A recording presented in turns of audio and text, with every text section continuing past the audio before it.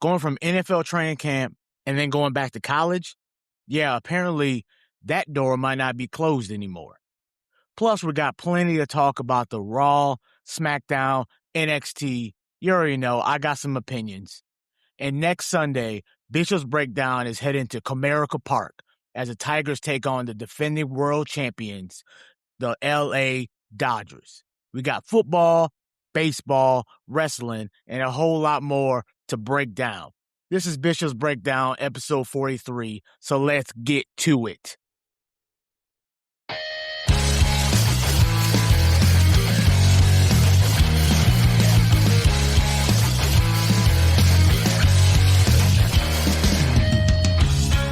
Don't just watch Bishop's Breakdown. Be a part of it.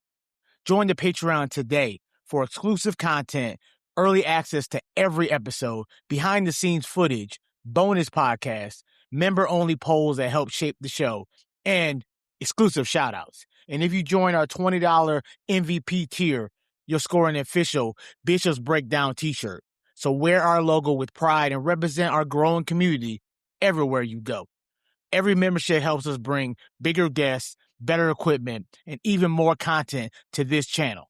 So hit that Patreon link in the description, become part of the Breakdown family, and let's build something special together. The next level starts now, so deuces, ooses, and back to the show. Let's get right into it. WWE. I'm going to talk something I normally don't talk about, NXT. Zilla Fatu is officially an NXT superstar. He signed his NXT contract, and it nearly turned into a brawl. I mean, you had Tony D'Angelo, the NXT champion. You had Grayson Waller and Cruz Montana. Obviously, it's going to be a fatal four-way at Heat Wave for the NXT World Championship. I don't know if they're going to pull the trigger and give it right to Zilla on his first WWE match, but Zilla Fatu is already being positioned as a star. I knew he was going to be a star. I've seen him on the indies on multiple promotions, you know, Booker T's promotion and all the others in between, NCG, stuff like that. Like he is a star, and he's being positioned the way he debuted, the way he came out for his contract signing.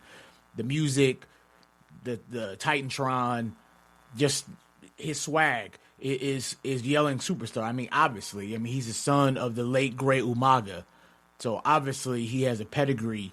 But all the stuff that he's been through in his life, all the trials and tribulations that he had to go through, I mean, it's hard enough being the in that family, you know, Samoan family, but also being, you know, the son of an excellent superstar in his own right of Umaga. If you don't know, you should know, because Umaga was fantastic. So, I mean, if you want to see how much faith they had in him, he was also the representative for Vince McMahon in the Battle of the Billionaires against Donald Trump and Bobby Lashley at WrestleMania. That says everything you need to know about what the company thought of Umaga. So I'm just saying he has big shoes to fill, but the way it seems to me, the way they're presenting him on NXT television right now, he's a star. You know, I mean, obviously, you know, everyone's just assumed that he was going to go right to the main roster and join the Bloodline, because that is front and foremost everything that's on WWE television, on Raw, SmackDown, all the things. Every PLE got some type of Bloodline things on it. But I like the fact that they put him in NXT and letting him, you know, get his feet wet. Let him be introduced to the mainstream audience that might not know Zilla Fatu, you know, because not everybody watches the indies. Not everybody scours the internet for any kind of content that's wrestling related like I do. So, obviously, you know, he's top of the card, but he doesn't necessarily need to win the NXT Championship right now to be a big deal. He can go out there and do his thing and show the world what he has to offer and then maybe let him have the NXT Championship. But again, it wouldn't surprise me if he wins and becomes the NXT champion at Heat Wave.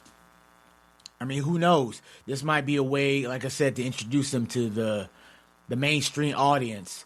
And I would love to see Jacob Fatu versus Zilla Fatu. Solo, Sikoa versus Zilla Fatu.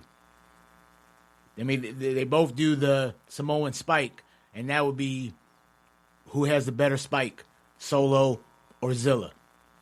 So that is multitudes of possibilities that they don't need to rush and have years, and I mean years, of storyline and just let Zilla naturally progress to get a better seasoning of the WWE style.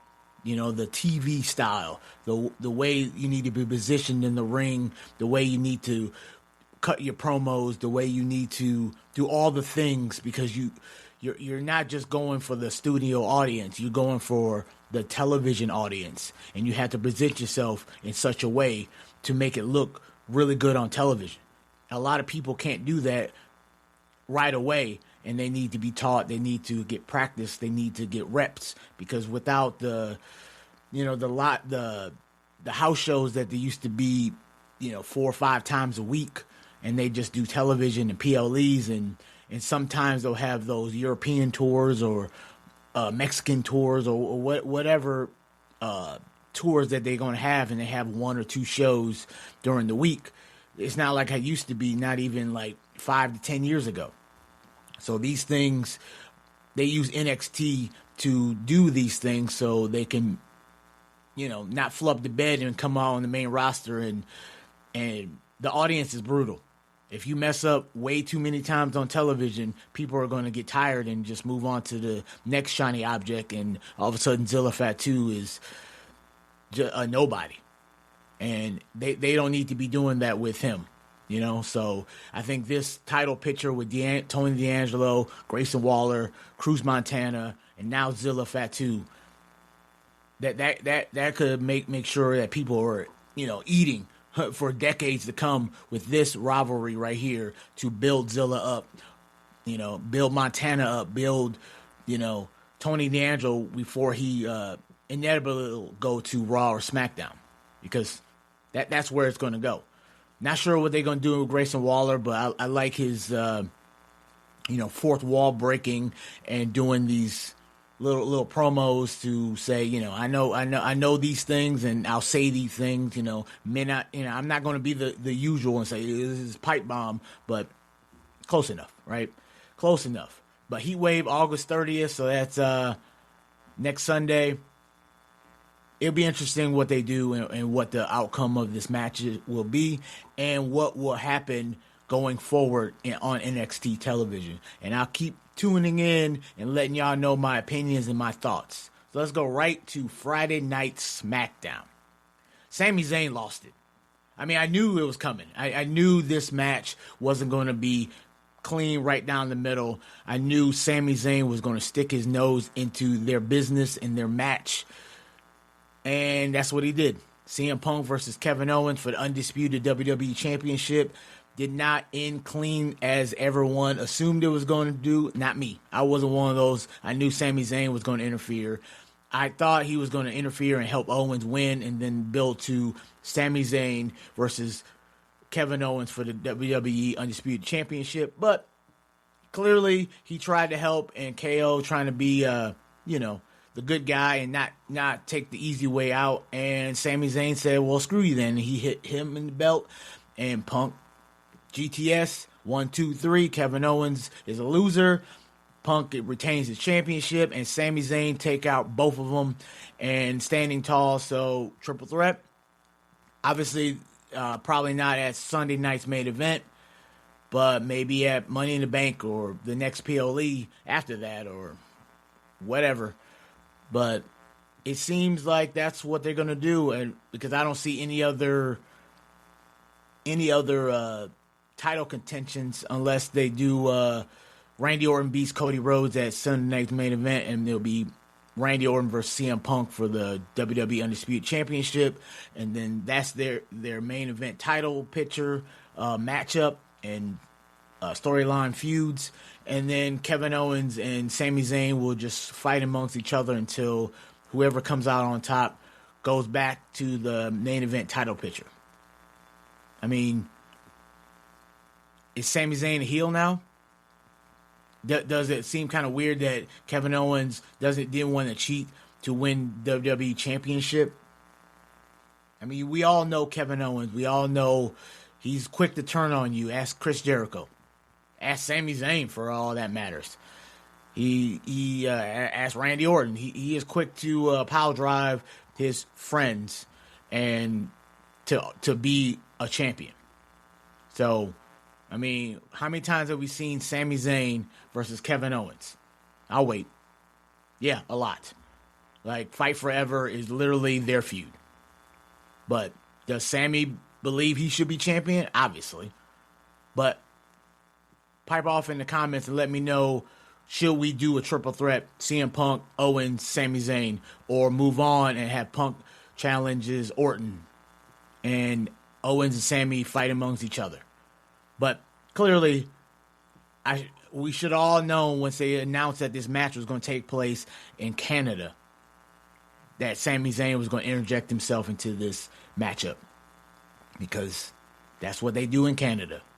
So do you think WWE just made this more interesting, made Sami Zayn more interesting than we have seen in years? Let me know in the comments. So let's go to Randy Orton and Cody Rhodes. Clearly it's going to be the main event for Sunday night's main event. And Nick Aldis laid down the law. If either one of y'all get physical before this matchup, you will never receive another WWE Undisputed Championship opportunity. How many of y'all, pipe off in the comments, was hoping and praying to the man upstairs that Cody Rhodes is going to smack the taste out of Randy Orton's mouth and lose his opportunities going forward like he did in AEW? Anybody? I wasn't, because that paints you in a corner that even after all this dies down, and then you're like, oh, Cody Rhodes can never be champion. Like, it paints you into a hole that you can never come out of. So instead of fighting, they had to talk. But I mean, it's pro wrestling.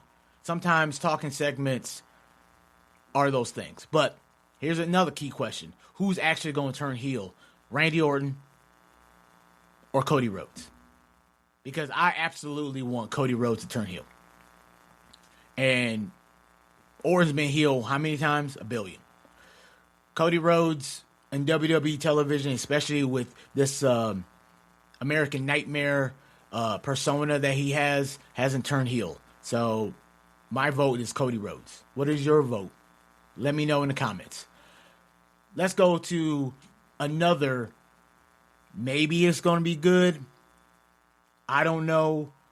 Celebrities wrestling seems to be a thing that WWE and TKO love to do. I mean, obviously it gets more eyeballs to the product. That can be good, but it also can be bad, because you might get eyeballs to the product and he flubs the bed. And you know who I'm talking about. I'm talking about Lil Yachty, Trick Williams, and Baron Corbin dynamic, with Lil Yachty having to survive, not really win this match, but survive, 5 minutes or something like that in the ring with Corbin at Sunday night's main event, and Trick Williams will get his rematch. So I don't know. I mean, that's kind of, does he just run around? Is he actually going to have a match against Baron Corbin? Is he going to look good? How much training has he done behind the scenes to make sure he doesn't look out of place? Because there's been a lot of celebrities that just show up and not show out. There's very few, far between. Everybody's not Logan Paul or Bad Bunny or even Jelly Roll. So I'm just saying, will Lil Yachty show that he's more than just a fan and he has put in the work? from all the interviews and all the spots I've seen concerning Lil Yachty, that he is literally ready to show that he's more than just there for 5 minutes of fame, but he's a fan first and foremost, and he doesn't want to go out there and look stupid. So, I mean, is there too many celebrity integration into WWE storylines? Sure. But this is 2026. This is the age of the internet. This is the age of the streaming services. This is the age of Netflixes and the TKOs. And celebrities bring money. Celebrities bring eyes. I mean, I'm just saying, look at the NFL and Taylor Swift and Travis Kelce and how many eyes have been brought to the NFL product because of her involvement with Travis Kelce, the Kansas City Chiefs, and the NFL. I mean, as much as people hate those things, it does bring eyes and it does bring more mainstream exposure to things that I love, to our fandom, to our pop culture, to the things that people love. More is not always a bad thing. More is one of those things where people come to these events. They put money into the events. They spend time. They go on the internet. They go to the TikToks. They go to the YouTubes. They go to the Instagrams and the Reels and the Shorts and all these things, trying to gobble up as much of content as possible, which is, for me as a content creator, is always welcomed. And celebrities bring those extra eyes. When I talk about celebrity involvement, my engagement goes up. So that can always be a good thing, monetary wise, click wise, whatever you want to call it. But it can't hurt. I mean, granted, there are celebrity involvement in pro wrestling that sucks, that brings down the product, makes it look silly. And I'm talking about the Steve-O and the Knoxville match that Sami Zayn had at WrestleMania a few years back. That brought not the good eyes to the product. It made it look silly and makes people saying, well, that's why I don't watch pro wrestling, because of this silliness. We need to have some serious celebrity integration, like the Bad Bunnies, like the Logan Pauls, like the Jelly Rolls.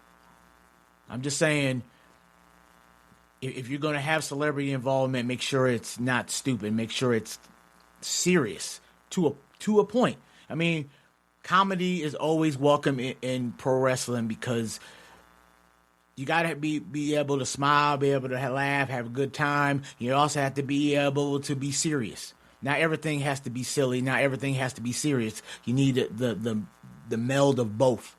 And that's what pro wrestling in its core is all about. Entertainment. Entertaining all forms of life. The rich people, the poor people, the middle class, all that. All y'all can enjoy pro wrestling with everything. It's a circus. It's play. It's like a Broadway play brought to life every week in, week out, year in, year out. So let's move to the women's division. Lash Legend defeated Tiffany Stratton. Chelsea Green came out to even the score when it looked like Tiffany Stratton was going to die. I still think Tiffany Stratton's going to turn on Chelsea Green once she's medically cleared, and Tiffany's going to be like, well, you cost me my title, so I'm going to take your title. And Blake Monroe, once again, didn't wrestle. She did not have her debut. She attacked Julia, hit her with her neutralizer, and I guess that's more storyline. And when is Blake Monroe actually going to wrestle on WWE television? I mean, she wrestled in NXT, obviously, but this is the main roster, Raw, SmackDown, PLEs, and when's she going to wrestle? Maybe they're going to wait and she's going to debut on Sunday Night's Main Event or a PLE, but we'll see. I like Blake Monroe. Mariah May of AEW fame, her feud with Toni Storm was peak cinema, chef's kiss, all that. If you don't believe me, shoot over to YouTube and type in Mariah May, Toni Storm feud, AEW, and you'll understand why I'm so high up on Blake Monroe. Because she's great. She just hasn't been shown to the masses how great she is. But trust me, trust your boy Bishop. I wouldn't steer you wrong. But Mariah May, a.k.a. Blake Monroe, is the truth. And could be not one of the greatest women on the roster right now, but the top woman on this roster. With giving the masses and giving, the mainstream to see, what she has to offer. Because once you do, you'll be right there on the bandwagon, right next to your boy Bishop, and you'll understand that Blake Monroe is the truth. So let's talk about the tag team championships. Clearly, the next feud for Tama Tonga and Tala Tonga, the remaining members of the MFT, with Haku, which here's a crazy thing. R-Truth has wrestled both the Tama Tonga and Haku, which is the father of Tama Tonga and Tala Tonga. That's wild. That's how long R-Truth has been with WWE. That's crazy. So, but it looks like Nakamura and Tanahashi are going to be the next challengers for this new and improved MFTs. But after the break, we're going to get into some crazy NFL, college football stuff, and I'll tell you what I'm doing next Sunday and more, and I'll give you a Raw preview for tomorrow's Raw. So after we pay some bills, keep these lights on, I'll be back to tell you more.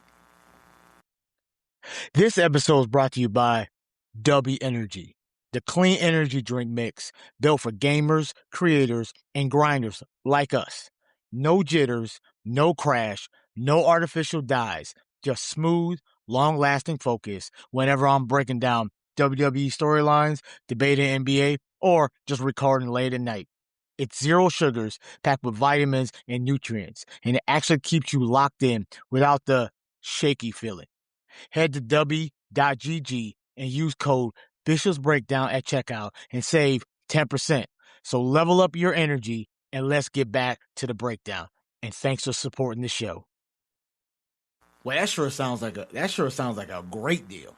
I'm just saying, I might be biased because I was the one saying it, but don't forget to check out our Patreon, check out W Energy to save 15%, giving you using my code at checkout. You know how we do it, trying to save you money and helping me keep these lights on and stay doing the breakdown for you and definitely you over there. But let's get right into this craziness that if you would have told me a few years ago, I would have said no way in heck. But a Louisiana judge granted temporary relief to a group of former college players, including players who have already been on NFL rosters, attending NFL training camps, and in some cases, right, appeared in preseason games. Under that order, the NCAA can't declare these covered players ineligible merely because they signed a professional or an agent contract or participated in a professional event. So here's the wild part. To actually return to college, the covered players must terminate their professional contract before playing a college game and return any money they may have earned under said contracts.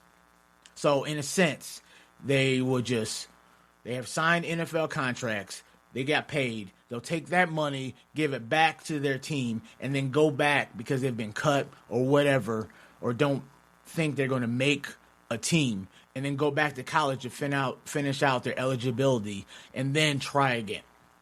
So it's kind of like a mulligan, so to speak. So imagine going to NFL training camp, playing in the preseason, getting cut, and then instead of saying, dang, my football career is officially over, you can just go back to college. You can just be like, hey, Michigan, Ohio State, whoever you play for, prior to signing with the NFL team. You can just say, you got a spot for me? Sure. All right, I'll be back.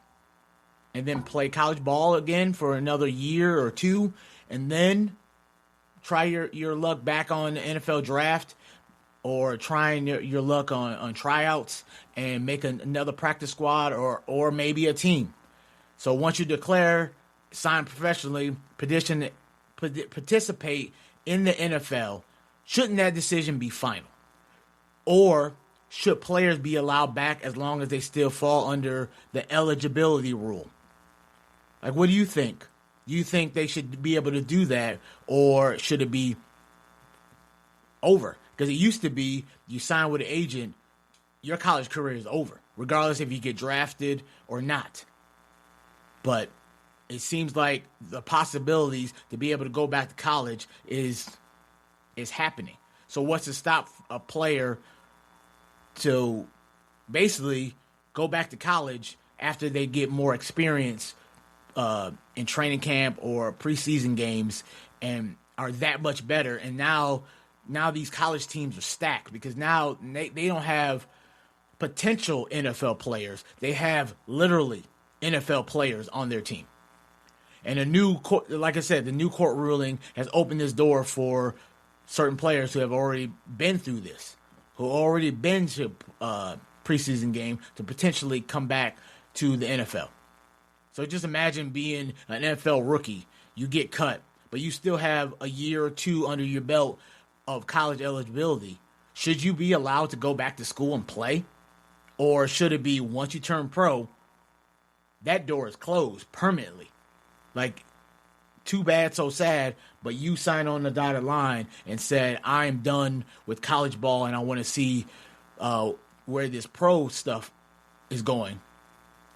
So it should be done, right? It should be, too bad, so sad, you tried and it didn't work out, because not everybody is good enough to be in the pros. And that's why it's the pros, that you have to be a certain talent pool to be able to play in the NFL. Not everybody should be able to play in the NFL. Not everybody should be able to play in the NBA. Just like not everybody should be able to play Division I college ball. Because then it watered down the product, and you see a few teams up here on the high totem of great, NFL-like college teams, and then you have the bottom feeders with players that shouldn't be playing Division I, and you'll see it on Saturday, and you'll understand when you see these blowouts with the top teams playing these cupcake games. So I don't see how a judge should be able to tell these players, yeah, you made a mistake and you shouldn't have left college early, but we'll forgive you and you can go back. I know you played 2 or 3 preseason games, but we didn't see that. Nah. Like, let me know in the comments what you think about this craziness, because this is getting ridiculous. I know it's all about the money, and I know these NIL deals have made things blurry. It's not black and white. It's in between, and when millions of dollars are on the line, anything's possible. And clearly, if you haven't seen the judges, especially the judge in Louisiana, saying, well, they can go back. So what do you think? I think it should be, if you sign on the dotted line, you got an agent, you went to training camp, you got drafted, you do all these things that a professional athlete, and at the end of the day, when all the cuts come out and you didn't make the NFL team, you shouldn't be able to say, well, I tried, so please. It's like leaving your wife for your side piece, and your side piece saying, well, I don't want you. And then you go back to your wife and be like, well, my bad. I did them jokes, and I was just playing with you. That's not how it works. That's not how life works. So it shouldn't be able to give you a mulligan and you get to go back to your college team because you made a mistake and went out early. That's on you. You have to. The consequences of you being an adult, making adult decisions, means that too bad, so sad. You're going to have to try something else in your life. I'm sorry, but that's the way the world should be able to work, and it shouldn't be able to give you a way out. I'm sorry. That's how things are. Anyways, so moving on to something less drama-filled, but don't forget to get your tickets now for the upcoming NCG show, the Grand Stage, featuring two-time WWE Hall of Famer, the 16-time World Champion, the Nature Boy, Ric Flair, is going to be in the building in Wayne, Michigan on November 21st for NCG Grand Stage. Get your tickets now. They're available. Don't miss out, because you will be kicking yourself because you weren't be there with your boy Bishop enjoying all of the sights and sounds that NCG has to offer. So let me give you the Raw preview for tomorrow's Raw, August 24th. Oba Femi, Bron Breakker, contract signing. When they sign on the dotted line for Sunday night's main event, and Paul Heyman promised you that this will be the battle to determine the future face of the WWE. Oba Femi, Bron Breakker. But I'd be shocked. I would be so surprised if they just sign the paper and leave. Like, you know how pro wrestling contract signings are. Somebody's going through a table. Somebody's getting smacked. Somebody's getting punched. And then we got the two semifinals for the World Heavyweight Championship #1 contender Luchador tournament. You got Penta versus La Parka and Rey Fenix versus the Great Dragon Lee. And the winner advances to the tournament final. And then the eventual winner of that match will face Roman Reigns in Mexico City on Monday Night Raw for the WWE World Heavyweight Championship. Here's my prediction, like it's been since they announced the bracket. Penta taking on his brother Rey Fenix in the final. And the winner, Penta, going to face Roman Reigns for the World Heavyweight Championship. You got brothers versus brothers at the opportunity to face Roman Reigns, the OTC, the head of the table. You know how his shtick. Acknowledge him. So by episode 44, you'll see that your boy Bishop was correct in his observation, and it's going to be Penta versus Roman Reigns. And then Stephanie Vakir returns to the ring for the first time since she came back from injury against Roxanne Perez. So clearly Liv Morgan and Raquel is going to get involved. Obviously the man Becky Lynch is going to get involved. Probably setting up for a triple threat for her women's world championship. So it ain't going to be a clean singles match. They can't do that. Why would they do that? If you think it's going to be a clean singles victory, then I got some beachfront property I got for you in Ypsilanti, Michigan. So, next on Raw, we're going to have clearly Solo and LA Knight are advertised to be on the show. After Solo refused to fall in line and attack Roman Reigns, attack Jey Uso, attack Jimmy Uso, alongside LA Knight. But the question for tomorrow is Solo Sikoa and LA Knight, actually aligned? Or, the enemy of my enemy is my friend type of thing. So, here's the 4 things you should watch for on Monday Night Raw tomorrow. Does Oba and Bron contract signing end in violence? More than likely. Do we get Penta versus Phoenix in the tournament final? That's my pick. It'd be crazy if it's La Parka versus Phoenix, or Dragon Lee, La Parka, or Penta, Dragon Lee. It just seems like it's already set in stone. It's already there for the taking. Penta, Phoenix, Lucha Bros fighting for the opportunity to face Roman Reigns for the WWE World Heavyweight Championship. And what exactly is Solo's relationship with L.A. Knight? Yeah. And who gets involved in Vakir and Roxanne? My pick is Liv Morgan, Raquel Rodriguez, and Becky Lynch. Did I miss anybody? Nope. That's about it. And don't forget, it's not starting at 8 o'clock Eastern. It's starting at 6 p.m. Eastern on Netflix. So, remember that. It's starting a little early. 2 hours early. And, yeah, should be good times. Should be great times. But before I get out of here, as well, next Sunday I'll be live and in person at Comerica Park for the Detroit Tigers taking on defending World Series champion, the LA Dodgers. You know, Ohtani, Mookie Betts, Freddie Freeman, you know, Schoolball, take on the Tigers. So I'm really looking forward to being at this game. Haven't been to a Tigers game in forever, it feels like.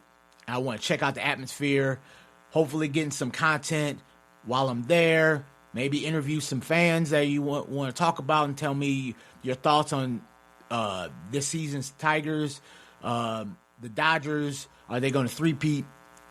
If any of y'all see me at the game, don't hesitate to come around and say, hey, I'd love to meet someone of you who watch and support me and watch and support the Bishop's Breakdown. I love my fans. I love anybody who supports me because I'm just trying to let y'all know how I feel about sports. And whoever's listening, whoever's hitting them likes, whoever's sitting in the comments, subscribing, following, do all those things, I want to give you a handshake and say thank you because I appreciate every single one of you. But that's all we have for episode 43. So make sure you like, subscribe, follow, and share to all your friends, frenemies, enemies, anybody, everybody.